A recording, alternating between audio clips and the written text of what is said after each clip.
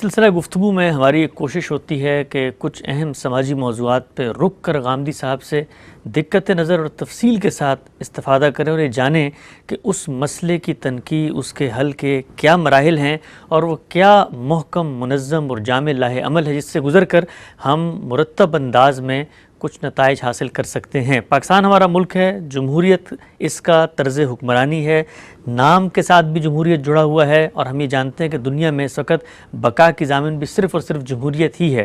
جمہوری استحکام اس ملک میں کیسے پیدا ہو سکتا ہے، اس سلسلہ گفتگو کی آج یہ چوتھی نشست ہے۔ بڑی تفصیل سے ہم نے جانا کہ سیاسی زعماء کا کیا کردار ہونا چاہیے، اسی طریقے سے وہ لوگ جو ریاست کا نظام چلا رہے ہیں، چاہے وہ بیوروکریٹس ہوں، چاہے وہ عدلیہ ہو، چاہے وہ منظم افواج ہوں، کیسے ان کو دستور اور آئین کو دیکھنا چاہیے، خود سیاسی جماعتوں کے اندر معاملات کو کیسے آگے لے کر بڑھنا چاہیے۔ دو اور اہم سیگمنٹس ہیں ہمارے سماج کے، ان کا کیا کردار ہو سکتا ہے، اس موضوع کا زیر بحث لائیں گے۔ اس میں صاحب ہمارے ساتھ تشریف فرما ہے جناب جاوید احمد غامدی صاحب۔ السلام علیکم غامدی صاحب۔ وعلیکم السلام۔ ہم سے بہت شکریہ آپ کے وقت کا، بہت گہرائی میں آپ سے استفادہ کر رہے ہیں اور میں یہ بھی سمجھتا ہوں کہ آپ کا ایک پورا کا پورا پس منظر ہے، خود آپ نے اس ملک کے اندر تاریخ مرتب ہوتے ہوئے دیکھی ہے اور آپ عمرانیات کے بھی علوم کے ماہر بھی ہیں، اس پر آپ کی ایک نظر بھی ہے، فلسفہ بھی آپ جانتے ہیں، قوموں کے عروج و زوال کی تاریخ کو بھی آپ نے دیکھا ہے۔ آغاز کرتے ہیں، دو اور بڑے اہم سیگمنٹس ہوتے ہیں کسی بھی سوسائٹی میں، ہم یہ دیکھتے ہیں، ایک دانشوروں کا حلقہ، انٹلیکچوئلز کا حلقہ، وہ لوگ جو رائے ساز ہوتے ہیں، وہ لوگ کہ جن کے ہاتھ میں لوگوں کو فکر فراہم کرنے کی ایک مہمیز ہوتی ہے، اور دوسرا میڈیا۔ ایک ایک کر کے دونوں کو لے کر چلیں گے۔ سب سے پہلے بتائیے گا، ہم نے یہ دیکھا ہمارے ملک میں جب کبھی بھی جمہوریت بھی عدم استحکام کا شکار ہو تو اس کو بھی نیریٹو ہمارا دانشور طبقہ دے دیتا ہے۔ جمہوریت کے فروغ کے پس منظر کی بحثوں میں ہم دیکھیں تو وہاں پر بھی دانشور کھڑے نظر آتے ہیں، لیکن ان کی پوری کوشش ہمیں کارگر ہوتے ہوئے نظر نہیں آتی۔ کوئی اجتماعی بصیرت، کوئی منظم لاہ عمل، ترقی پسند کا بھی حلقہ ہے ہمارے ہاں، وہ لوگ بھی ہیں جو دنیا کی ڈیموکریسی کو بطور نظام جانتے پڑھاتے ہیں۔ کیا فرماتے ہیں آپ کہ جو ہمارے انٹلیکچوئلز ہیں ان کی کیا ذمہ داری ہے؟ ہم یہ دیکھتے ہیں کہ جب کبھی چینج کا کوئی بھی نیا فارمولہ پیش کیا جاتا ہے، خود انٹلیکچوئلز ہی ہیں جو سماج میں پولرائزیشن کا باعث بن جاتے ہیں۔ اخباری کالموں میں بھی ہمیں نظر آتا ہے، گفتگوؤں میں بھی۔ کیا ذمہ داری ہے کسی قوم کے انٹلیکچوئلز کی، رائے ساز لوگوں کی، کہ وہ اس جمہوری نظام کے استحکام میں کردار ادا کریں؟ اللہ تعالیٰ نے دنیا اس اصول پر بنائی ہے کہ اس میں ایک بڑی تعداد عامت الناس کی ہوتی ہے۔ یہ ہنرمند لوگ ہیں، یہ دہقان ہیں، یہ کھیتوں میں کام کرتے ہیں، یہ بہت سی دوسری اس طرح کی خدمات انجام دیتے ہیں۔ یہی لوگ ہوتے ہیں کہ جن کے اندر سے افواج بھرتی کی جاتی ہیں۔ ایک بڑی تعداد، بہت بڑی تعداد، آپ کہہ سکتے ہیں کہ 80-90% لوگ اسی طرح کی خدمات کے لیے اللہ تعالیٰ پیدا کرتے ہیں۔ اسی کو بیان کیا ہے سورہ زخرف میں، اور یہ بیان کیا ہے کہ ہم نے لوگوں کے درمیان یہ درجات رکھے ہیں، اور اس لیے رکھے ہیں کہ لِيَتَّخِذَ بَعْضُكُمْ بَعْضًا سُخْرِيًّا۔ یہ جو دنیا کا نظم ہے، یہ اس تفاوت کے بغیر، اس فرق کے بغیر، اس طرح کے درجات کو ملحوظ رکھے بغیر چل نہیں سکتا۔ ٹھیک، تو اس لیے یہ تو بالکل ایک عام مشاہدے کی چیز ہے۔ اس میں کوئی 7-8%، 10% ایسے لوگ ہوتے ہیں جن کی اصل دلچسپی چیزوں کی تنقیح سے ہوتی ہے۔ یعنی جس وقت تنقیح کا عمل شروع ہو گیا، جو کچھ موجود ہے اس کو آپ نے موضوع بحث بنا لیا، اس کے سمجھنے کا عمل شروع کر دیا، اس کے اندر اترنے کا عمل شروع کر دیا، اچھا ہو، برا ہو، ناقص ہو، توہمات پر مبنی ہو، لیکن کر دیا آپ نے۔ یعنی ایک عام آدمی کی حیثیت سے تو آپ کچھ چیزیں مان رہے تھے، روایت کے طور پر قبول کر رہے تھے، عام زندگی چل رہی تھی، آپ کے کچھ عقائد تھے، کچھ نظریات تھے، یہاں سے سنا وہاں سے سنا، اسی کی روشنی میں زندگی آپ آگے بڑھا رہے تھے۔ لیکن جب کسی حد تک دانش کو استعمال کرنا شروع کر دیا، آپ نے علمی رویہ اختیار کر لیا، تنقید شروع کر دی، تو آپ نے لفظ استعمال کیا ہے، کسی نہ کسی درجے میں آپ دانشوروں کی صف میں شامل شروع ہو گئے۔ تو اس میں پھر درجات ہی درجات ہیں، یعنی بڑے غیر معمولی لوگ ہوں گے جو معاملات کو بہت اوپر جا کے دیکھیں گے، جو چیزوں کے اندر اتر کر ان کا پوسٹ مارٹم کر ڈالیں گے، جن کے ہاں نئے افکار ہر شب ہر روز پیدا ہو رہے ہوں گے۔ اور ایک بڑی تعداد ان لوگوں کی بھی ہوگی کہ جو ایک استاد کے درجے میں، معلم کے درجے میں چیزوں کو سمجھتے، چیزوں کو سمجھاتے، ان کو لوگوں پر واضح کرتے اور اس طرح کام انجام دیتے ہیں۔ اب یہ سب کے سب جتنے دانشور لوگ کوئی آسمان سے تو نہیں آتے، ظاہر ہے قوم کے اندر سے پیدا ہوتے ہیں، تو ان کے ہاں بھی تعصبات ہوں گے، ان کے ہاں بھی کچھ روایات کی پاسداری ہوگی، ان کی بھی کوئی قدامت کے ساتھ رشتہ داری ہوگی اور کہیں جدت سے رشتہ داری ہوگی. تو یہ مختلف نوعیت کے لوگ ہیں جو سوسائٹی کے اندر ہوتے ہیں. تاہم اس میں کوئی شبہ نہیں ہے کہ اگر سوسائٹی میں کوئی تبدیلی آنی ہے، تغیر آنا ہے، تو اس میں جہاں معاشی عوامل بڑا غیر معمولی کردار ادا کرتے ہیں، اسی طرح کا کردار فکری عوامل بھی ادا کرتے ہیں. اور فکری عوامل کا ظہور ایسے ہی ہوتا ہے، یعنی بڑے دانشمند لوگ، عالم لوگ، کسی نقطہ نظر کو سمجھ کر اس میں تنقیح کرنے والے لوگ. یہ اگر آپ یورپ کی تاریخ پڑھیں تو آپ کو معلوم ہوگا کہ رینیسنس میں جو احیاء علوم کا دور ہوا، اسی طریقے سے جب فکری انقلابات آنا شروع ہوئے، جب نئے فلسفے پیدا ہونا شروع ہوئے، جب پرانے فکر کی جگہ کچھ نئے افکار نے لینا شروع کی، تو اس میں بھی آپ کو یہ سب نظر آئے گا. بہت غیر معمولی لوگ پیدا ہوئے ہیں جن میں سے ہر شخص ایک نقطہ نظر کا حامل ہے، جس نے کسی نہ کسی زاویے سے صداقت کے لیے کچھ معیارات قائم کیے ہیں، ان کی تلاش کی ہے. اس میں مذہبی افکار بھی چیلنج ہوئے ہیں، اس میں سائنسی افکار بھی جو اس دور کے تھے، سمجھے جاتے تھے کہ سائنسی افکار ہیں، وہ بھی چیلنج ہوئے ہیں. تو ایک طرح کی ری فارمیشن کا یا ری کنسٹرکشن کا عمل ہے جو بہت بڑے پیمانے کے اوپر ہوا. اور میرے نزدیک یہ ہوا اور پانی کی طرح ہر سوسائٹی کی ضرورت ہے، تو یہ ہمارے ہاں بھی ہوتا ہے. اس میں یہ شکایت نہیں کی جا سکتی کہ فلاں کی رائے یہ کیوں ہے اور فلاں کی رائے وہ کیوں نہیں ہے. یعنی آراء کا تنوع بھی ہوگا، ان کے مابین ایک جدلیاتی نوعیت کا تعلق بھی قائم ہوتا ہے، اس میں گفتگو، بحث، مباحثے کے موقع بھی پیدا ہوتے ہیں. خود قرآن مجید نے یہ دیکھیے کیا رہنمائی کی ہے کہ تمہارے پاس ایک دعوت ہے، اللہ کا ایک پیغام ہے، وہ تمہیں پیغمبروں کے ذریعے سے مل گیا ہے، تو اب کیا کرو؟ اب یہ کہا گیا کہ ادعو الی سبیل ربک بالحکمہ، یعنی اب استدلال کے ساتھ اپنی بات بیان کرو. تو دانش جہاں بھی ہوگی اس سے پہلا تقاضا یہ ہوگا کہ وہ جذبات سے کھیلنا بند کرتے ہیں. بہت پہلا تقاضا یہ ہوگا جو قرآن مجید نے اپنی دعوت میں بھی کی ہے، ادعو الی سبیل ربک بالحکمہ. یعنی یہ نہیں بیان کیا کہ حمیت کے جذبے سے اٹھو اور دین کی دعوت دو، غیرت کے جذبے سے اٹھو اور دین کی دعوت دو، لوگوں کو ان کے ماضی کی طرف متوجہ کرو اور ان کی روایات سے جوڑو، اپنی عظمت رفتہ کی بازیافت کے لیے اٹھو، آواز لگاؤ، خودی خانی کا فریضہ انجام دو. کچھ بھی نہیں کہا. ادعو الی سبیل ربک بالحکمہ، یعنی تمہارے پاس جو دعوت ہے یہ خدا کی دعوت ہے، خدا کا پیغام ہے. یہ دیکھیے خدا کا پیغام ہے. خدا کے پیغام سے زیادہ سچی بات کون سی ہو سکتی ہے؟ خدا کی بات سے زیادہ محکم بات کس کی ہو سکتی ہے؟ اور پھر یہ کس موقع پر کہا جا رہا ہے جب خدا کا پیغمبر زمین پر موجود ہے. کس کو کہا جا رہا ہے؟ پیغمبر کو کہا جا رہا ہے. تو کیا کہا جا رہا ہے؟ وہ یہ ہے کہ حکمت کے ساتھ بات کرو. تو سب سے پہلی چیز یہ ہے کہ ہم اپنے ہاں لوگوں کو یہ بتائیں کہ وہ 8% ہیں، 10% ہیں، دانشور ہیں، ان کی دلچسپی علم سے ہے، وہ علم کے سچے خادم بنیں. یہ دیکھیے نا، جو باقی جتنے ہیں وہ تو ذرائع ہیں. مثلا میڈیا ہے تو میڈیا کچھ نہیں ہے، وہ ذریعہ ہے. افکار اس کے ذریعے سے لوگوں تک پہنچنے ہیں، خبریں اس کے ذریعے سے پہنچنی ہیں. ہر چیز نے تنقیح کے ایک عمل سے گزرنا ہے.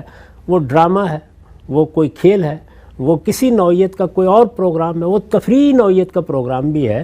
تو یہ تو نہیں ہو سکتا نا کہ وہ اپنا کوئی کانٹینٹ نہ رکھتا ہو.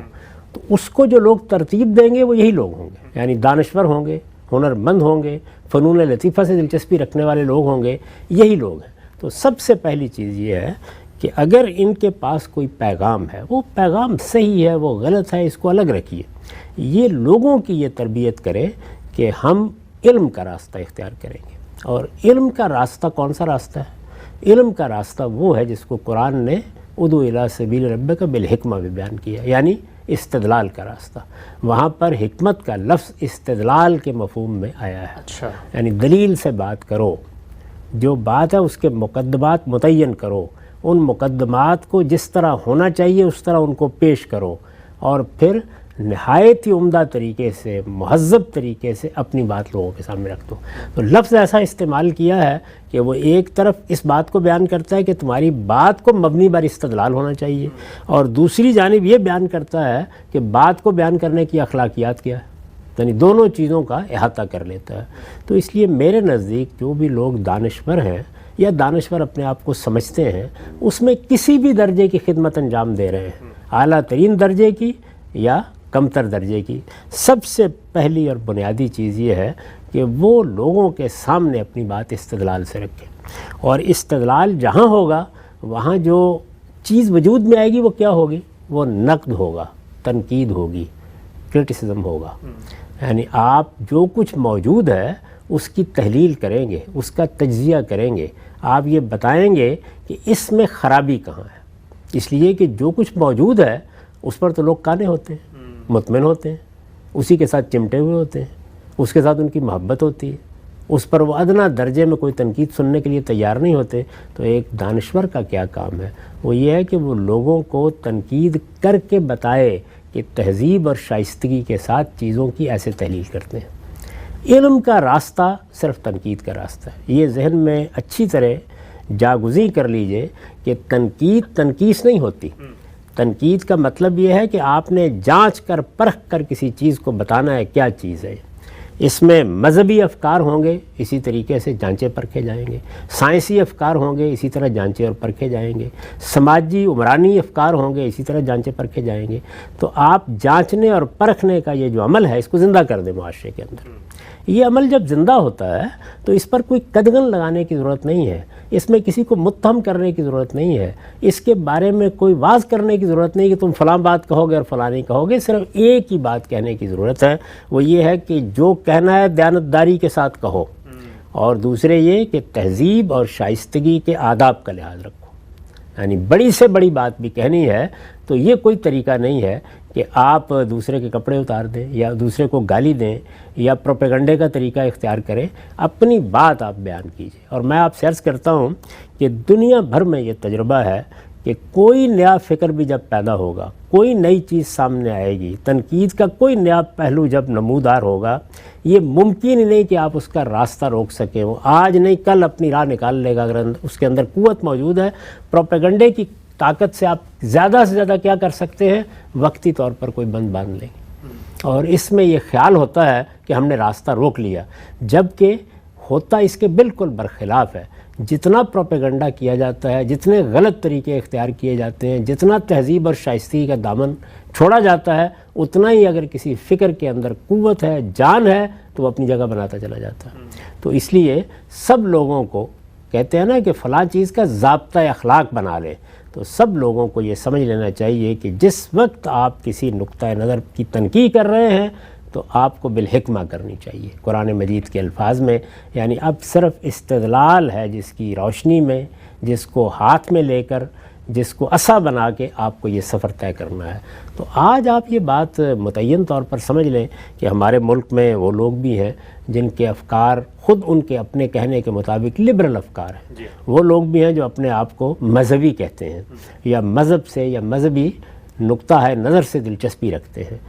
سب طرح کے لوگ آپ کی سوسائٹی میں موجود ہیں، یہ ختم نہیں ہو جائیں گے، ان کو گالی دینے سے ان کا خاتمہ نہیں ہوگا، ان کے نام رکھنے کے نتیجے میں ان کی طاقت اور اثر و رسوخ کو آپ کم نہیں کر سکتے۔ کروڑوں کی آبادی ہے۔ اب ہم اس بات کو سمجھ لیں کہ ان میں یعنی ان تمام طبقات میں جہاں جہاں کہیں دانش پیدا ہوگی وہ اپنا اظہار چاہے گی۔ ہمیں یہ دکھانا ہے کہ یہ اظہار کیسے ہونا چاہیے، مذہب کی دنیا میں ہے یا سائنس کی دنیا میں ہے، سماجیات کی دنیا میں ہے یا سیاست اور معاشرت کی دنیا میں ہے، اس کا اظہار کیسے ہونا چاہیے، اور اس کے لیے تہذیب کیا ہے، شائستگی کیا ہے، بات کا انداز کیا ہونا چاہیے، تنقید کیسے کرنی ہے، دوسرے کی عزت کا خیال کس طریقے سے رکھنا ہے، پروپیگنڈے سے کیسے اجتناب کرنا ہے، استدلال کو محکم پکڑ کر کیسے چلنا ہے، یہ تربیت ہے جو میرے خیال میں ہماری یونیورسٹیوں میں لوگوں کو دینے کی ضرورت ہے، ہماری مجلس گاؤں میں دینے کی ضرورت ہے۔ جہاں جہاں پر بھی لوگ سیکھنے کے لیے آتے ہیں ہر شخص کو یہی سکھانا چاہیے۔ وہ لوگ بھی جو اپنے آپ کو ترقی پسند کہتے ہیں یہی سکھائیں، اور وہ لوگ بھی جو اپنے آپ کو قدامت پسند کہتے ہیں یہی سکھائیں۔ مدرسوں میں بھی اسی کی تعلیم دینی چاہیے، استدلال کیسے کرنا اور اپنی بات کیسے پیش کرنی ہے۔ تو پہلی بات جو اللہ تعالیٰ نے بتائی وہ یہ ہے کہ کسی بھی سوسائٹی کے اندر اگر کوئی محکم فکر ہے تو اس کے لیے طریقہ یہی ہے کہ وہ بالحکمہ آگے بڑھے، یعنی یہ تربیت ہے جو ہمیں کرنی ہے۔ اب ظاہر ہے کہ جب آپ بالحکمہ آگے بڑھتے ہیں تو استدلال کے ذریعے سے ایک بات آپ نے پیش کر دی، مخاطب کا رد عمل غلط ہو سکتا ہے، یعنی یہ وہ اصل میں نازک موقع ہوتا ہے کہ میں نے تو اس کی پیروی کی کہ اپنی بات میں نے تہذیب سے کہہ دی، میں نے شائستگی کا دامن ہاتھ سے نہیں چھوڑا، آپ نے یہی طریقہ اختیار کیا، زید نے، بکر نے، لیکن مخاطبین کو آپ پابند تو نہیں کر سکتے، اتنا بڑا معاشرہ ہے، بہت تلقین کی ہم نے، بہت لوگوں کو کہا، سب کو اس جانب توجہ دلائی، پھر بھی ہو گیا۔ تو وہاں پھر یہ ہے کہ قرآن مجید نے کہا کہ اگر اب آگے مزید بات ہوتی ہے اور کوئی توجہ دلانی ہے تو موعظہ حسنہ کے طریقے پہ توجہ دلاؤ. یعنی وہاں پر بھی دیکھیے اصل مسئلہ یہ نہیں ہے کہ اب اس کی ایسی کی تیسی کر ڈالو، اب اس کو بتاؤ کہ یہ تم کیسی احمقانہ حرکت کر رہے ہو. ایک آدمی ناشائستگی پر اتر آیا ہے تو اب آپ کا اسلوب کیا ہونا چاہیے؟ ادعو الی سبیل ربک بالحکمہ والموعظۃ الحسنہ. وہاں پر بھی حسنہ کے الفاظ استعمال کیے ہیں، یعنی نصیحت کرنی ہے، توجہ دلانی ہے. کسی آدمی نے ناشائستگی اختیار کر لی ہے، وہ جہالت پر اتر آیا ہے، اس کو توجہ دلانی ہے، تو وہاں پر بھی آپ کا اسلوب صرف موعظہ نہیں، موعظہ حسنہ کا ہونا چاہیے. یہ دیکھیے پہلے حکمہ، اس کے بعد موعظہ حسنہ. یہاں پر بھی یہ پابندی لگا دی ہے کہ نصیحت کا اسلوب کیا ہوگا، انداز کیا ہوگا، الفاظ کا انتخاب کیا ہوگا، بات کہی کس طرح جائے گی. اس کے لیے لفظ استعمال کیا حسنہ. اس کے اندر خوبی ہونی چاہیے، اس کے اندر جمال ہونا چاہیے، وہ لوگوں کے لیے ایک قول بلیغ بننی چاہیے. اور پھر ظاہر ہے کہ ایک وقت وہ بھی آ جاتا ہے کہ آپ کی ساری جد و جہد کے باوجود دوسرا مجادلے یا مباحثے پر اتر آیا ہے. گریز بھی کر سکتے ہیں، قرآن نے جگہ جگہ اس کی تعلیم بھی دی ہے، لیکن فرمایا کہ اگر بات کرنی بھی پڑ جائے تو جادلہم باللتی ہے احسن. یعنی اگر تمہیں مجادلہ کرنا ہے، گفتگو بھی کرنی ہے، بحث بھی کرنی ہے، تو اس کے لیے بھی وہ طریقہ اختیار کرو جو احسن طریقہ ہو. تو آپ دیکھیے حسنہ، احسن، حکمہ یعنی دلیل، شائستگی، تہذیب، حسن، جمال، یہ چیزیں ہیں. تو ذرا آپ ایک نظر ڈال کے دیکھیے کہ آپ کے ہاں میڈیا کے اوپر جب لوگ مذہب بیان کر رہے ہوتے ہیں، آپ کے ہاں جب علماء حضرات ایک دوسرے کے خلاف تقریریں کر رہے ہوتے ہیں، آپ کے ہاں جب فتوے دیے جا رہے ہوتے ہیں، آپ کے ہاں جب سماجی علوم کے معاملے میں تنقید کی جا رہی ہوتی ہے، آپ کے ہاں یہ جو نئے ذرائع پیدا ہوئے ہیں، یہ فیس بک ہے اور فلاں ہے، اس میں جب اظہار خیال کیا جا رہا ہوتا ہے، تو ذرا ایک نظر ڈال کے دیکھیے کیا فی الواقع قرآن مجید نے یہ جو کچھ سکھایا ہے اسی کی ہم پیروی کر رہے ہوتے ہیں. تو میں نے یہ عرض کیا کہ دو چیزیں لازم ہیں. ایک چیز یہ کہ آپ جو کچھ کہیں گے دلیل کی بنیاد پر کہیں گے، آپ کا استدلال سامنے آنا چاہیے. آپ کے قلم کو اگر اٹھنا ہے، آپ کی زبان کو اگر کھلنا ہے تو وہ استدلال کے ساتھ اٹھے، حکمت کے ساتھ. اور دوسرے یہ کہ حسن پیدا کریں، بات میں حسن، کلام میں حسن، الفاظ میں حسن، جملوں میں حسن، رویے میں حسن، رد عمل میں حسن. یہ اگر آپ نہیں پیدا کر سکتے تو پھر در حقیقت بہت ادب کے ساتھ میں عرض کر رہا ہوں، آپ جانوروں کی طرح بلکہ سرسید کے الفاظ میں کتوں کی طرح ایک دوسرے پر پل پڑے ہیں.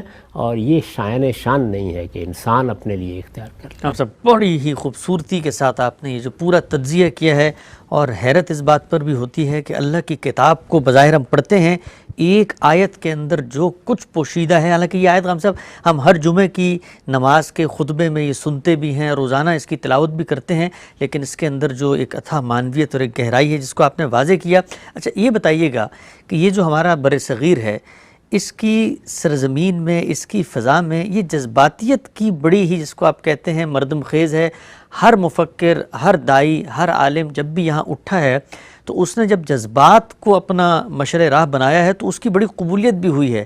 یہ ہمارے خطے میں یہ جذباتیت اتنی کہاں سے آ گئی کہ جس کو بھی ہم دیکھتے ہیں وہ بجائے استدلال کے، دلیل کے، کسی چیز پر لوگوں کو قائل کرنے، کیونکہ اپنا نقطہ نظر اس امکان کے ساتھ بیان کرنے کے کہ اس میں غلطی کا امکان بھی ہو سکتا ہے، لوگوں کے جذبات سے کھیلتے. اور یہ نقطہ بھی ہم سے بیان فرمائیے گا کہ جب یہ مفکر، دانشور لوگ اپنی کتابوں میں، اپنے خطبوں میں، اپنی تقریروں میں جذبات لے آتے ہیں تو ان کے لیے تو وہ چند لمحوں کی بات ہوتی ہے، لیکن وہ جو قوم کے اندر ایک چنگاری بھڑک اٹھتی ہے اور اس کے ساتھ جو انتشار پھیلتا ہے اور صدیوں تک اس کا ایک اثر رہتا ہے، وہ کس قدر مہلک اور خطرناک ہوتا ہے. اس میں کیا شبہ ہے، لیکن یہ سمجھ لیجئے کہ قوموں کے پس منظر، ان کے موسم، ان کے علاقے، ان کی تاریخ، یہ سب انسانی نفسیات کی تشکیل میں اپنا کردار ادا کرتی ہے. اچھا.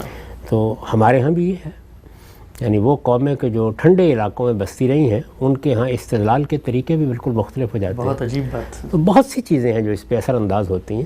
ان تمام چیزوں کو آپ یک قلم ختم نہیں کر سکتے. ایسا نہیں ہے کہ ایک دن آپ اٹھیں گے اور اٹھ کر آپ کی قوم کے لوگ جذباتی نہیں رہیں گے، آپ کی قوم کے لوگوں کا رد عمل بالکل مختلف ہو جائے گا. یہ ضروری نہیں ہے، ضروری کیا بلکہ ناممکن ہے کم و بیش. تو اس لیے جو کچھ آپ کو میسر ہے اس کی تہذیب کرنے کا کام کرنا ہے.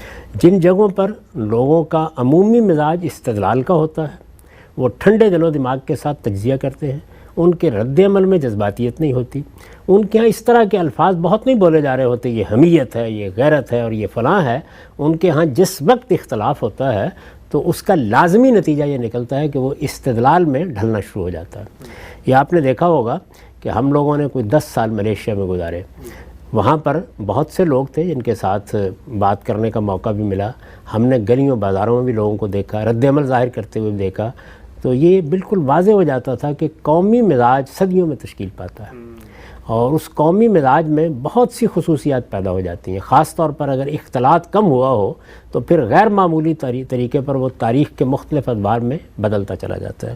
تو میرا نہیں خیال کہ اس میں ہمیں جزا فضا کرنی چاہیے، جو ہمارا پس منظر ہے، جو ہماری تاریخ ہے، جس طریقے سے ہم اس دنیا میں زندگی بسر کر چکے ہیں، یعنی 1000-2000 سال کی تاریخ سے تو ہم واقف ہی ہیں، اس میں جو ہماری نفسیات بنی ہے اب اسی کو سامنے لے کے چل رہا ہے۔ پھر اس میں یہ ہے کہ یہ سب کچھ دو آتشا ہو گیا، یعنی ایک تو تاریخ تھی، موسم تھے، حالات تھے، اس سے آگے بڑھ کے یہ ہوا کم و بیش 150-200 سال ایسے ہوئے جس میں لا قانونیت اصلاً لوگوں کے لیے باعث فخر بن گئی۔ بہت اہم بات، یعنی چونکہ جدوجہد کی گئی، سیاسی جدوجہد، تو سیاسی جدوجہد میں اب ظاہر ہے کہ اس نوعیت کا نظم قائم نہیں رہا جس طرح کہ مثلا عرب ملکوں میں رہا، جس طرح باقی جگہوں پہ رہا، کہ ان کی جو تہذیبی روایت بنی تھی اسی کے تحت ان کا سیاسی نظام مختلف رخ تبدیل کرتا چلا گیا۔ تو ہمارے ہاں چونکہ یہ معاملہ ہوا، اس میں جلسے ہو رہے ہیں، جلوس ہو رہے ہیں، لوگ باہر نکل رہے ہیں، بڑے بڑے خطیب ہیں جو ان کا خون گرما رہے ہیں، اور اس میں اصل تعلیم کس چیز کی دی جا رہی ہے؟ وہ ہے لا قانونیت، یعنی کوئی ضروری نہیں کہ آپ قانون کی پابندی کریں۔ یہ جو قانون کی پابندی ہے یہ اصل میں بہت بڑی چیز ہے، یعنی اگر کسی قوم کے ہاں ایک بار آپ اس کو ختم کر دیں، اس کو واپس لانا بہت مشکل کام ہوتا ہے۔ اس لیے میں یہ سمجھتا ہوں کہ کسی حال میں بھی کسی بڑے لیڈر کو، رہنما کو، خواہ اس کے سامنے کتنا بڑا مقصد ہو، اپنے پیروکاروں کو قانون ہاتھ میں لینے کے لیے آمادہ نہیں کرنا چاہیے۔ پیغمبروں کی پوری جدوجہد کو اگر آپ دیکھیں تو نازک سے نازک حالات میں بھی وہ گریز کر جائیں گے، لیکن قانون کبھی ہاتھ میں نہیں لیں گے۔ کوئی ایک مثال بھی آپ کو پوری انبیاء کی تاریخ میں نہیں ملے گی۔ قانون ہے کیا؟ یہاں یہ سوال نہیں وہ صحیح ہے یا غلط ہے، یعنی ایک سوسائٹی نے اپنے نظم کے لیے کچھ قاعدے بنا دیے، اب وہ کیا ہے؟ وہ اصل میں جس کو ہم قانون کہتے ہیں وہ باہم ایک دوسرے کے ساتھ معاملہ کرنے کا ضابطہ اخلاق بن گیا۔ برا ہے، بھلا ہے، اس میں تبدیلی آتی ہے یا آنی ہے یا تبدیلی لانی ہے، وہ ایک الگ بحث ہے۔ وہ موجود ہے، جب وہ موجود ہے تو آپ کو اس کے اندر کھڑے ہو کر اپنے لیے راستہ نکالنا ہے ہر حال میں۔ اور اگر کسی موقع کے اوپر وہ صورت پیدا ہو جاتی ہے جس کو قرآن نے بیان کیا ہے کہ ایک طرف اللہ کا حکم ہے اور ایک طرف قانون ہے، تو وہاں تو ہم اللہ کے حکم کو ترجیح دیں گے، اور وہ ترجیح دے کر اپنی جان دے دیں گے، یعنی وہاں پر بھی کوئی تشدد نہیں اختیار کریں گے، وائلنس نہیں اختیار کریں گے، دوسروں کے لیے خطرہ نہیں بنیں گے، لوگوں کی جان مال آبرو کے مقابل میں نہیں آئیں گے، کوئی فساد نہیں پیدا کریں گے، جان دے دیں گے کہ ہمارے رب کا حکم ہے، اس وجہ سے ہم اس پر قائم ہیں۔ لیکن اس طرح کے مواقع تو شاذ آتے ہیں۔ عام طور پر جو قوانین ہوتے ہیں، اور یہ میں عرض کر دوں کہ اس کا مطلب یہ نہیں کہ قانون غلط ہے یا صحیح ہے، مطلب یہ ہے کہ میں اگر اس قانون پر عمل کروں تو مجھے اپنے پروردگار کی نافرمانی کرنی پڑے گی۔ یہ صورت پیدا ہو تو پھر ہم کو یہ کہا گیا ہے کہ لا طاعۃ لمخلوق فی معصیۃ الخالق۔ ہم مسلمانوں کو ہمارے پیغمبر نے پھر یہ ہدایت کی ہے، اور قرآن مجید بھی یہی بات کہتا ہے، والدین تک جیسی ہستی کے بارے میں یہ کہتا ہے کہ اگر وہ کسی غلط کام کے لیے کہتے ہیں تو تم وہ نہیں کرو گے۔ تو غلط کام نہ کرنا ایک اور چیز ہے، اور جو قانون موجود ہے وہ قانون آپ کی پارلیمنٹ نے بنا دیا، وہ قدیم زمانے کے احوال کے مطابق بن گیا۔ ہمارے ہاں جس طریقے کی تاریخ رہی ہے اس میں ہمارے فقہاء نے قانون سازی کی، ہمارے ہاں کی بادشاہتیں بھی بالعموم اس کی پابندی کرتی تھی، اس کے قاضی اچھے تھے برے تھے جو کچھ بھی تھا، قانون کی پابندی پر سوسائٹی کا نظم کھڑا ہوتا ہے۔ یہ جو جس کو ہم دستور اور آئین کہتے ہیں وہ بھی کیا ہے؟ وہ قانون کی ایک بالاتر صورت ہے، یعنی ایک ایسا قانون ہے کہ جو اوپر کی سطح پر جا کر یہ فیصلہ کرتا ہے کہ اقتدار کا مجموعی عمل کس طریقے سے ہوگا۔ اس کے نیچے پھر ظاہر ہے کہ جزوی قوانین آ جاتے ہیں جس میں کوئی چوری کی سزا ہے اور کوئی ڈاکے کی سزا ہے، اسی طریقے کے مالیات کے قوانین ہے، ٹریفک کے قوانین ہے، وہ نیچے آتے چلے جاتے ہیں۔ تو قانون کی اس طرح پابندی کرنا کہ آپ قانون کی بات کو اللہ اور رسول کا حکم سمجھیں، یہ چیز ہے کہ جس کو ہمیں اپنے لوگوں کے اندر پیدا کرنا چاہیے۔ جس وقت وہ جو میں نے پہلے بات کہی کہ ہمارے دانشور یہ فیصلہ کر لیں گے کہ وہ علم اور استدلال کا طریقہ اختیار کریں گے، یہ فیصلہ کر لیں گے کہ ان کے ہاں تہذیب اور شائستگی ہوگی۔ کوئی سیاسی گفتگو ہو رہی ہے، دیکھا آپ نے سیاسی گفتگویں ہوتی ہیں، کیا لب و لہجہ ہم اختیار کر لیتے ہیں، کس طرح سے ایک دوسرے کے گریبان پکڑ رہے ہوتے ہیں، کس طرح سے ایک بات بالکل بدیہی ہوتی ہے، سامنے کی بات ہوتی ہے لیکن ماننے سے انکار کر دیتے ہیں۔ میں ایک موقع کے اوپر ایک اچھے شخص کی بات سن رہا تھا جو اپنی سیاسی جماعت کی نمائندگی کر رہے تھے، ابھی چند دن پہلے کی بات ہے۔ وہ ایک بزرگ آدمی ہے، میری ان سے ملاقات بھی رہی ہے، بعض مجالس میں میں نے ان کی گفتگو سنی ہے، اصلاً شائستہ آدمی ہے، لیکن ایک نازک صورتحال میں وہ ایک غلط بات یا غلط رویے کا دفاع کر رہے تھے۔ تو اب دفاع کرتے ہوئے ان کی زبان سے یہ نکلا کہ یہ تو کوئی بات نہ ہوئی کہ اس طرح کی نازک صورتحال پیدا ہو جائے تو آپ اپنی پارٹی کی تائید نہ کریں۔ تو یہ دیکھیے یہ کیا چیز ہے، یعنی اس کا مطلب یہ ہے کہ نازک صورتحال پیدا ہو گئی ہے تو اب تائید کرنی ہے۔ رسالت مآب صلی اللہ علیہ وسلم نے ایک موقع کے اوپر اس طرح کی تائید کی آوازیں سن کر یہ کہا تھا دعوت الجاہلیہ، یہ جاہلیت کی دعوت دے رہے ہو، جاہلیت کے نعرے لگا رہے ہو، یعنی یہ جاہلیت ہے کہ یہ میری پارٹی ہے اور یہ میری قوم ہے اور یہ میرا مسلک ہے اور یہ میرے لوگ ہیں۔ نہیں، بندہ مومن کو جس چیز کی طرف آمادہ کیا اللہ تعالیٰ نے، بلکہ اصرار کیا ہے کہ اس کو اپنے ایمان کا تقاضا سمجھو، وہ یہ ہے کہ وہ ہر حال میں قائم بالقسط ہوگا۔ تو استدلال کا طریقہ اختیار کیجئے، تہذیب اور شائستگی کا لب و لہجہ اپنانا سیکھیے، اور سب سے بڑی بات یہ ہے کہ جس وقت زبان سے کوئی بات نکالیں تو ایک مرتبہ ضرور اپنے آپ کو پوچھیں کہ میں یہ جو بات کہہ رہا ہوں یہ واقعی انصاف کی بات ہے۔ آج آپ یہ فیصلہ کر لیں کہ آپ کو ان تینوں چیزوں کا خیال رکھنا ہے، آپ پھر یہ دیکھیں گے کہ آپ کی آئندہ نسلیں بالکل مختلف ہوں گی، آپ کی گفتگوؤں کے انداز بالکل تبدیل ہو جائیں گے، اور میں آپ کو نتیجہ بتا دیتا ہوں، آپ کے ہاں علم حقیقی معنی میں زندہ ہو جائے گا۔ مسلمان اگر اس حال کو پہنچے ہیں اور اس پستی میں اتر گئے ہیں تو سبب کیا ہے؟ یہ کہ جو اخلاقی تقاضے تھے جیسے کہ میں نے ابھی بیان کیا اور قرآن نے دعوت میں بیان کیے، ان کو ملحوظ نہیں رکھتے، اور پھر سب سے بڑی بات یہ ہے کہ ان کے یہاں تنقید جرم بن گئی ہے، جبکہ تنقید ہی علم کا راستہ ہے، یعنی ہر حال میں تنقید۔ یہ بات کہ عامت الناس کو تقلید کرنی چاہیے، ہمارے علماء بتاتے ہیں بالعموم ان کو، تم حنفی ہو تو حنفی رہو، شافعی ہو تو شافعی رہو۔ عام آدمی کو آپ یہ تلقین کرنا بھی چاہتے ہیں تو کرتے رہیے، لیکن اگر دانش بھی اسی رویے کو اپنا لے، علم بھی اسی رویے کو اپنا لے، تو اس کا مطلب یہ ہے کہ ہم متفن جوہر بن جائیں گے تھوڑے عرصے بعد، کیونکہ انسانی کلام، انسانی استدلال، انسانی نتائج فکر، یہ اعلیٰ ترین لوگوں کے بھی کیوں نہ ہوں، ان کی ایک عمر ہوتی ہے اور وہ 100 سال 50 سال بعد ختم ہو جاتی ہے۔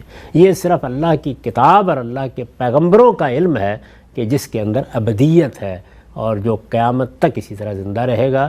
اس علم کو سمجھنا، اس کی روشنی میں اپنے تمام معاملات کو انجام دینا، اے کاش ہمارے ہاں دانش کو بھی اس کی توفیق ملے، علم کو بھی اس کی توفیق ملے، عام لوگ بھی اسی کو اپنا رہنما بنائیں۔ لیکن اگر وہ نہ ہو تو پھر سوسائٹی کے اندر اسی طرح کی صورتحال پیدا ہوتی ہے جو ہم اپنی مجلسوں میں دیکھتے ہیں، اور بعض موقعوں پر میں آپ سے سچ عرض کرتا ہوں کہ یہ اندازہ ہوتا ہے کہ کوئی شریف النفس آدمی اس مجلس میں گفتگو نہیں کر سکتا۔ جی خان صاحب، بہت ہی اہم نکات سامنے آئے ہیں اس پورے پس منظر میں کہ پاکستان کی صورتحال میں جو انٹلیکچوئلز ہیں، رائے ساز ہیں، کیسے کوئی تبدیلی کا لاہ عمل مرتب کر سکتے ہیں۔ آگے بڑھاتے ہیں اس بحث کو، یہ بیان فرمائیے گا، ہم نے یہ بھی دیکھا کہ جو فکر ہوتی ہے یہ آدمی کو بہت پش کرتی ہے، موٹیویٹ کرتی ہے، اور انسان یہ چاہتا ہے، آپ خود بھی ایک مفکر ہیں، اپنی بھی ایک رائے رکھتے ہیں کہ تبدیلی ہو، اس کے نظریات اگر اس کے نزدیک ایک واضح سچائی، حقیقت، کوئی عالمی صداقت، کوئی آفاقی جس کو آپ کہتے ہیں نظریہ بن رہے ہیں تو وہ پھیلیں بھی، فروغ بھی ہو اور لوگ اس کو اپنائیں بھی۔ ہم نے یہ دیکھا خود ہمارے ملک میں، اس پورے ملک کو سرخ انقلاب کے تلے بعض مفکرین نے لانے کی کوشش کی، بعض سبز انقلاب کے تحت لانے لگے، بعض نے منہج انقلاب نبوی کی بات کی، بعض اسلامی ریاست کی بات کرتے ہیں۔ ہر طرح کے بڑے مفکر نے چاہا کہ اس کے نظریات کے مطابق سوسائٹی تبدیل ہو۔ یہ بھی تو ایک نقصان ہوتا ہے کہ جب ہم یہ کرنا چاہتے ہیں اور نتیجہ نہیں نکلتا تو بڑے بڑے مفکرین جن کی غیر معمولی دانش، جن کی صلاحیتوں سے قوم اور ملت کا فائدہ ہو سکتا ہے، وہ خود فکری ڈپریشن میں چلے جاتے ہیں، اور ان سے بجائے یہ کہ ہم استفادہ کریں، ان کی ساری کوششیں اس صحیح لا حاصل میں لگ جاتی ہیں۔ اس کی وجہ یہ ہے کہ ہم نے انقلاب کے لفظ کو ایک اچھا لفظ بنا لیا ہے۔ یہ بڑا خطرناک لفظ ہے، کبھی زبان پر بھی نہیں آنا چاہیے۔ کسی انقلاب سے دنیا کو کبھی کوئی فائدہ حاصل نہیں ہوا۔ یعنی اگر کوئی فوائد گنوانا بھی چاہے تو اسی طرح کے فوائد ہیں کہ جس طرح مثال کے طور پر کہیں آپ کوئی جنگ کر کے اس سے اچھا نتیجہ حاصل کر لیں. جنگ بھی کرنی پڑ جاتی ہے لیکن وہ اپنی ذات میں ایک برائی ہے. لوگوں کو مارنا ہے, کھیت تباہ ہوں گے, فصلیں تباہ ہوں گی. آپ یہ دیکھیں اللہ تعالیٰ نے قرآن مجید میں یہ بتایا ہے کہ جب ملکہ بلقیس کو یہ معلوم ہوا کہ سیدنا سلیمان کا لشکر طاقت کرے گا, تو ظاہر ہے کہ وہ تو ان سے واقف نہیں ہے, ان کے کیا آداب ہیں, وہ پیغمبر ہیں, ابھی واقف نہیں. تو وہ اپنے لوگوں کو یہ نصیحت کر رہی ہے کہ یہ بادشاہ لوگ جب آتے ہیں اور آ کر ملکوں پر قبضے کرتے ہیں تو تم جانتے ہو کہ اس کے نتیجے میں کیا فساد پیدا ہوتا ہے. ہر سو نسل کی تباہی. یعنی اس کے نتیجے میں ہر سو نسل کی تباہی ہوتی ہے, لوگ بھی مرتے ہیں اور وہ وسائل معیشت بھی ختم ہوتے ہیں, کھیتیاں تباہ ہوتی ہیں, دہقانوں کے لیے کام کرنا مشکل ہو جاتا ہے. اس وقت ذرا ایک نظر ڈال کے دیکھیے یمن میں کیا ہو چکا ہے, دوسری نظر ڈال کے دیکھیے خود ہمارے ہمسائے میں افغانستان میں لوگوں کا کیا حال ہے. تو جنگ کوئی ایسی چیز نہیں کہ اس کو آپ بڑی چیز سمجھیں اور یہ خیال کریں کہ اس سے ہی اصل میں قوموں کی تعمیر ہونی ہے. تو یہ انقلاب, یہ جنگ, یہ اصلاً اپنی ذات میں برائی ہے. یعنی جب بھی یہ داعیہ پیدا ہوگا کہ ہم تبدیل کر دیں اور ہم اٹھیں اور ایک ہجوم لے کے اٹھیں اور لوگوں کے گریبان کو پکڑ لیں اور ہم سڑکوں پر آ جائیں گے, جس وقت یہ معاملہ ہوگا بڑے سے بڑے اچھے سے اچھے مقصد کے لیے بھی آپ نے منہاج انقلاب کا اختیار کر لیا تو آپ تخریب کی پیدا کر دیتے ہیں.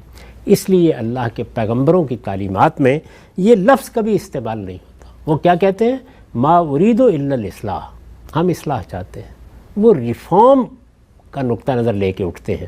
اور جب آپ اصلاح چاہتے ہیں تو آپ کے اندر نصح و خیرخواہی کے جذبات ہوتے ہیں, آپ جلد بازی میں مبتلا نہیں ہوتے, آپ لوگوں کے جتھے بنا کر ان کو جذبات میں لا کے اقدام نہیں کرتے, آپ افکار اور خیالات کو مخاطب کرتے ہیں. یہ طریقہ اختیار کرنا چاہیے. تو اس وجہ سے جو انقلابی جدوجہد, انقلابی پیغامات, انقلابی لائے عمل قسم کی چیزیں ہیں, یہ آپ انقلاب فرانس کا تجزیہ کر لیں, یہ آپ انقلاب ایران کو دیکھ لیں, یہ اس سے پہلے آپ انقلاب روس کو دیکھ لیں.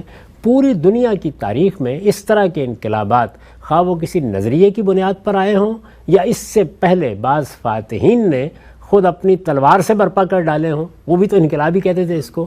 کوئی حاصل اس کا نہیں ہوتا. دنیا آگے بڑھتی ہے لیکن بہت بڑی قیمت دے کے آگے بڑھتی ہے. جبکہ اگر آپ اصلاح کا عالم لے کے اٹھے ہیں اور آپ کے لب و لہجے میں, آپ کے کام کرنے کی ترتیب میں اصل یہی چیز ہے, تو آپ یہ دیکھیے کہ نتائج بڑے غیر معمولی ہوں گے. چنانچہ میں ہمیشہ لوگوں کو توجہ دلاتا ہوں کہ مغربی افکار میں جیسے تبدیلی آئی, ان کے ہاں بہت بڑی بات تھی یہ کہ کلیسا کی قوت گویا پوری سوسائٹی کو اپنی گرفت میں لیے ہوئے تھی. مذہبی لوگوں نے اپنی عدالتیں قائم کر رکھی تھی. بادشاہوں کے لیے ان کے فتاویٰ سے نکلنا آسان نہیں ہوتا تھا. ہمارے ہاں بھی ایک درجے میں یہ چیز موجود ہوتی ہے. یعنی جس وقت یہ لب و لہجہ اختیار کر لیا جاتا ہے کہ ہم فلاں کام نہیں کرنے دیں گے, اور خاص طور پر مذہبی رہنما اس معاملے میں اپنے جتھے منظم کر کے سڑکوں پر آ جاتے ہیں, ان کے ہاں تو یہ صورت ایک باقاعدہ قانون, ایک باقاعدہ سلطنت کی شکل اختیار کر چکی تھی. تاہم ہوا کیا, ہوا یہی کہ جب لوگوں نے فکر اور نیا فکر پیدا کرنا شروع کیا, انہوں نے سوچنے سمجھنے کے انداز کو بدلنا شروع کیا, انہوں نے لوگوں کے باطن میں اتر کر وہ تغیر کرنا چاہا جہاں سے تبدیلی آیا کرتی ہے, تو آپ نے یہ دیکھا کہ وہاں بہت سی چیزیں پھر پائیدار نظم کی صورت اختیار کر گئیں, بتدریج پائیدار. اس میں بھی حوادث ہوئے, پہلی جنگ عظیم, دوسری جنگ عظیم, اس سے پہلے انقلاب فرانس, اور بھی بعض اس طرح کے معاملات ہوئے, لیکن اصلاً جو طریقہ اختیار کیا گیا وہ یہ طریقہ اختیار کیا گیا. تو ہمارے ہاں بھی لوگوں کو یہ سمجھنا چاہیے, وہ بڑے دانشور ہوں گے, وہ مفکر ہوں گے, وہ فلسفی ہوں گے, وہ بڑے عالم ہوں گے, کہ وہ اس لفظ کو اب لغت سے نکال دیں. اصل چیز کیا ہے؟ اصل چیز یہ ہے کہ لوگوں کی رائے کو تبدیل ہونا ہے. آپ اسی کو ہدف بنائیں گے, اور لوگوں کی رائے آپ جذبات کے ذریعے سے تبدیل نہیں کریں گے. لوگوں کی رائے آپ ان کو ہیجان میں مبتلا کر کے تبدیل نہیں کریں گے. لوگوں کی رائے آپ جھوٹ بول کر, الزام لگا کر تبدیل نہیں کریں گے. آپ لوگوں کی رائے استدلال سے تبدیل کریں گے. تو یہ جیسے ہی سیاسی رہنما, دانشور, علماء یہ طریقہ اختیار کر لیتے ہیں, تو پھر آپ ایک ایسی بساط پر کام کر رہے ہوتے ہیں جہاں چھوٹے سے چھوٹے گاؤں قریے میں, چھوٹی سے چھوٹی اور بڑی سے بڑی مجلس میں, جہاں دانشگاہوں میں, درس گاہوں میں، اسی طریقے سے علمی اور تحقیقی اداروں میں، اخباروں میں، میڈیا میں، ہر جگہ آپ یہ محسوس کرتے ہیں کہ ٹھنڈے دل و دماغ کے ساتھ تبادلہ خیالات ہو رہا ہے۔ تو جس وقت آپ اس رویے کو، سوسائٹی کا عمومی رویہ، غلطیاں ہوں گی، بعض لوگ حدود سے تجاوز کریں گے، لیکن عمومی رویہ کیا ہے اس وقت اصل میں الٹ ہے۔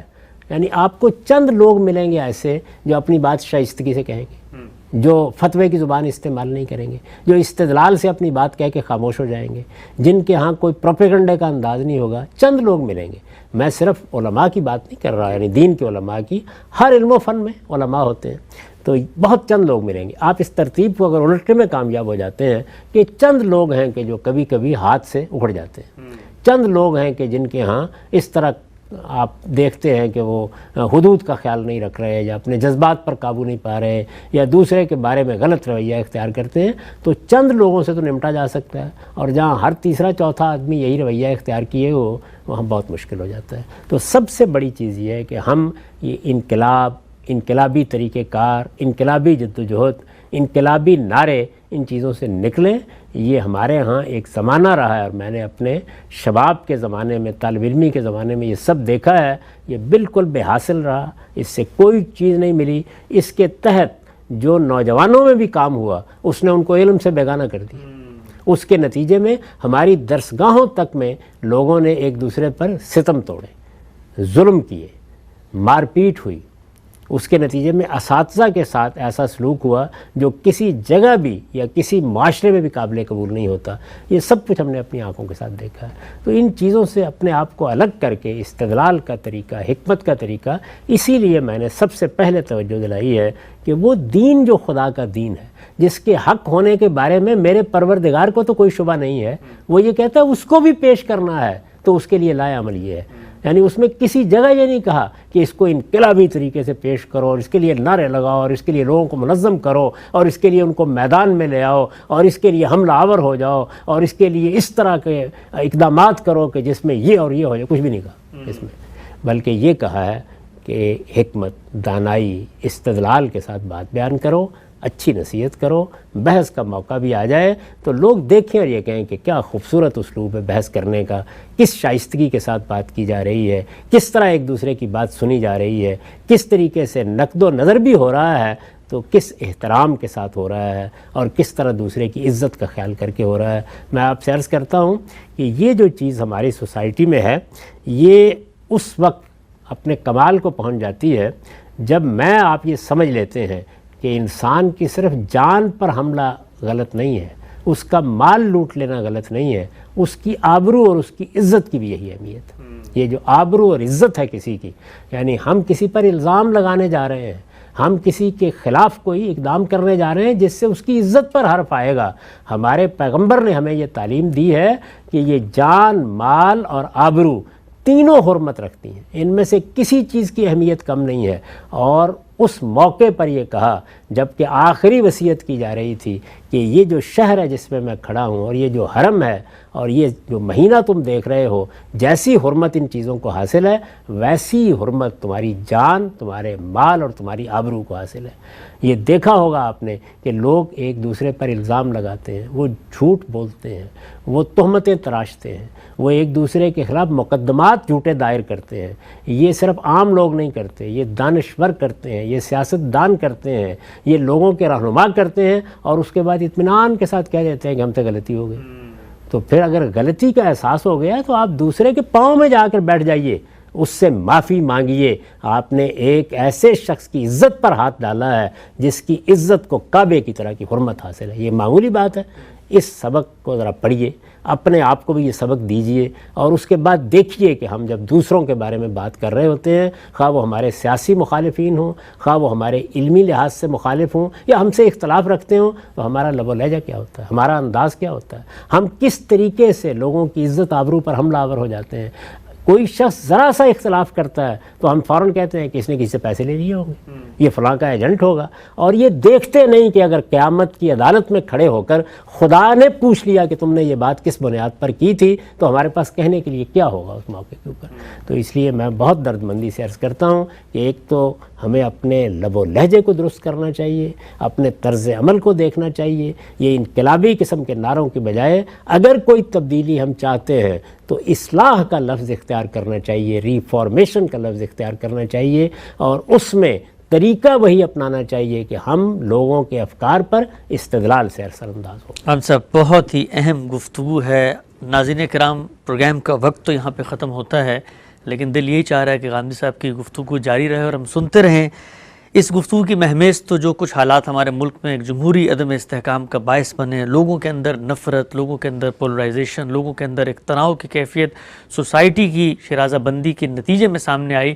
لیکن ہم نے کوشش کی کہ اصلاح، خیرخواہی اور تنقیح اور ریفارمیشن کے جذبے کو آگے بڑھا کر جو سیگمنٹس ہیں ان کے کردار کو سمجھیں اور یہ جاننے کی کوشش کریں کہ ہمارے ملک میں جمہوری استحکام کیسے پیدا ہو سکتا ہے. اور آخری بات جو غامدی صاحب نے عرض کی کہ سب سے بڑا شرف وہ ہماری اخلاقیاتی ہے. جس بھی حیثیت میں ہم سوسائٹی میں کھڑے ہیں، اگر اس معاملے میں کمپرومائز ہوتا ہے تو پھر کوئی ایسا رستہ نہیں ہے جو ہمیں نجات دلا سکے.